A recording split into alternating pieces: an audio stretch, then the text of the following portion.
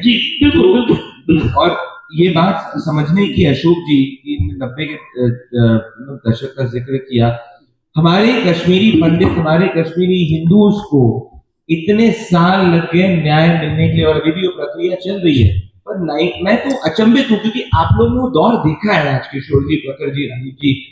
मैं तो ये मानता हूँ कि अगर ये डेमोक्रेटाइज डिसेंट्रलाइजेशन नहीं होता तो आज मैं 39 इलेक्शंस का एक्यूरेट प्रेडिक्शंस टीवी डिजिटल पे नहीं कर पाता और इतने जो पत्रकार यहाँ पे नहीं हो पाते, ये मैं मानता हूँ। मेरे हिसाब से ये एक राइट दौर है। परंतु अशोक जी, साथ में ये भी बात अभी मैंने ऑब्जर्व किया दो बार। पहली चीज ये है कि पहले के दौर में जो दायित्व मीडिया को लिटरली रखना चाहिए था राजकिशोर जी, वो नहीं रखा। क्योंकि अगर 2 दशक इस बात पे बीत गए कि जो जम्मू कश्मीर के अंदर हो रहा है वो टेररिज्म नहीं है, वो एक्ट ऑफ सेसेशन नहीं है, परंतु वो एक जस्टिफाइड रेजिस्टेंस है।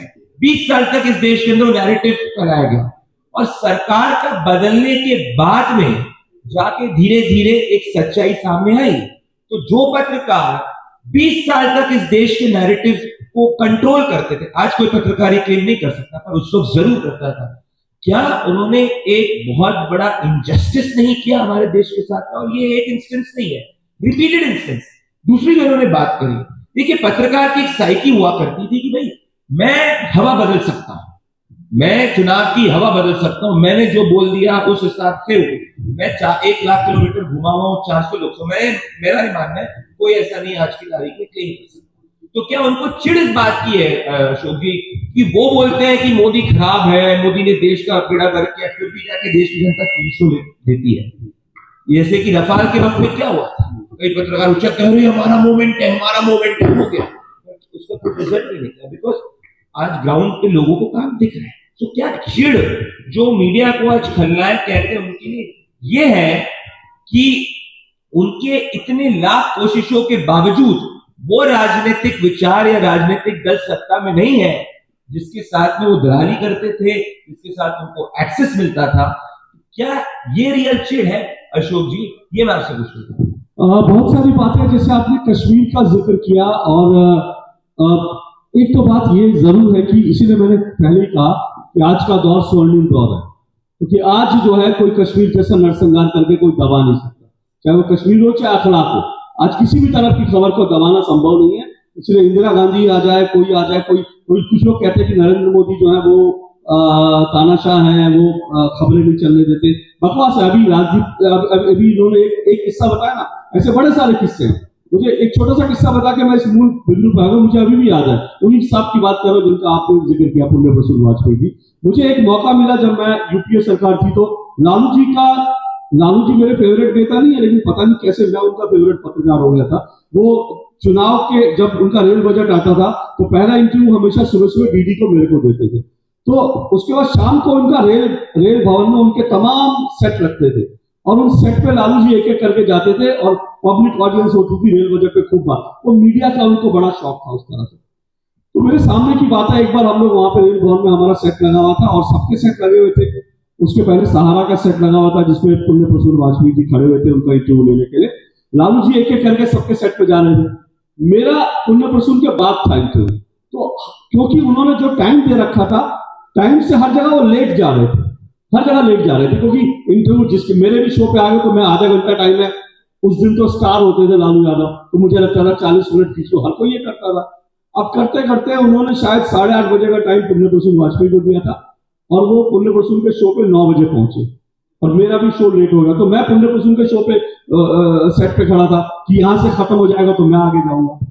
तो हुआ यह कि लालू जी जैसे ही पुण्य प्रसून के सेट पे पहुंचे, सहारा का सेट पे, तो पुण्य प्रसून ने अपने अंदाज में अपना, लालू जी आपकी गाड़ी लेट चल रही है, 8:30 का बोला था, देखिए 9 बजे लालू जी लेट कर दिया।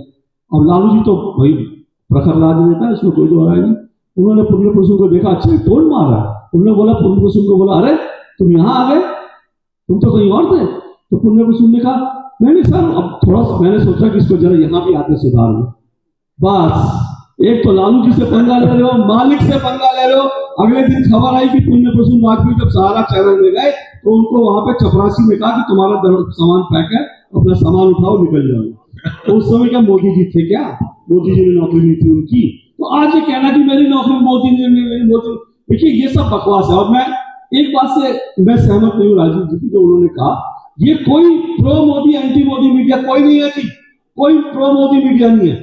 मैंने डीडी में रहकर और बाकी पूरे मीडिया में देखा है, कोई प्रो मोदी है, कोई किसी का प्रो नहीं होता, सब अपने अपने हिसाब से चल रहे होते हैं। आज अगर मीडिया नरेंद्र मोदी को दिखा रहा है क्योंकि नरेंद्र मोदी में टीआरपी है, नरेंद्र मोदी में टीआरपी मिल रही है उसको, इसलिए दिखा रहा हूं। कोई ऐसा नहीं कि नरेंद्र मोदी में बड़ा प्यार आ गया इन पत्रकारों को। यही पत्रकार अगर कल को खुदा ना खास्ता सरकार चली जाएगी तो आप देखिएगा, मैंने डीडी का वो दौर देखा है जब एनडीए की सरकार थी, और एनडीए की सरकार बड़े बड़े कुछ पत्रकारों को आज तक से लेकर आई और पूरा डीडी पूरा रिवैम्प कर देंगे। और उन पत्रकारों ने, उन बड़े बड़े पत्रकारों ने डीडी को एकदम बिल्कुल माउथपीस जैसा बना दिया, और माउथपीस बना दिया।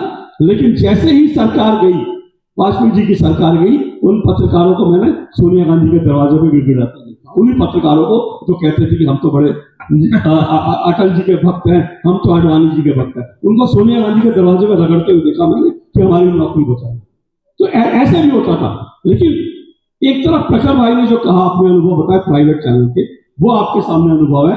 दूसरी तरफ मैं आपको डीडी का अनुभव बताता हूँ, और ये बताता हूँ कि आज जो मीडिया नरेंद्र मोदी को एक फासिस्ट, एक तानाशाह और एक ये की जो अभिव्यक्ति की आजादी नहीं देते, कैसे गला दबाते हैं, ये कितनी बकवासबाजी है। इन्होंने प्राइवेट चैनल का बताया क्या हो रहा था, मैं आपको डीडी का बताता हूँ। आज मैं जब आ रहा था एयरपोर्ट से, तो आनंद जी मेरे साथ थे, तो आनंद जी ने ऐसी याद दिलाया, मैंने वो दौर देखा डीडी न्यूज में, जब मैं यूपीए सरकार का वो दौर था, जब मैं न्यूज पढ़ रहा था और मेरी शर्ट जो है वो न्यूज पढ़ते हुए ऐसे हो गई, मेरे हाथ में बंदा कलावा दिख गया। मुझे मेरे डीजी ने बुलाकर बोला, अशोक या तो ये कलावा कटवा दो, नहीं तो ये नजर नहीं आना चाहिए इस टीवी पर। मैंने वो दौर देखा था डीजी का। लेकिन आज जब मैं 22 तारीख को जब मैं अयोध्या में था और जब वहां पे शो कर रहा था, तो डीडी का जो सेट था, भगवा था, पीछे हनुमान जी थे, राम जी थे। ये वो दौर है कि एक दौर में भगवा यहाँ काटते थे और आज वो दौर है। लेकिन ये दौर इसलिए बदला है क्योंकि देश की जनता का मुंह, बिल्कुल